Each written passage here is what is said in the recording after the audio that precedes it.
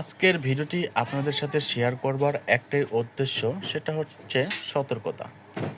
আসলে সবকিছু কাজের ক্ষেত্রে সতর্কতা অবলম্বন করা অবশ্যই জরুরি। এখানে একটি ট্রাক দেখেন রাস্তা থেকে খাদের ভিতরে এমনভাবে নেমে গেছে যে তাকে ওঠানো খুবই কষ্টকর হয়ে যাচ্ছে। তো এটা সিঙ্গেল একটি গ্রামের রাস্তা। এখানে ট্রাক ধান লোড দিতে এসেছিল।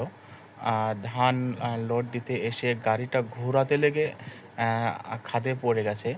এমনটা অবস্থায় এখন তারা মানে এমন একটা জায়গাতে মানে কোনোভাবে তাকে ওঠাতে পারতেছে না।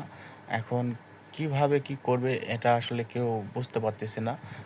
জ্যাক দিয়ে চড়ার চেষ্টা করতেছে, জ্যাকও কাজ করতেছে না। কারণ মাটিটা হচ্ছে নরম মাটি, এজন্য কোনোভাবেই কোনো কিছু করাই সম্ভব হচ্ছে না তাদের পক্ষে।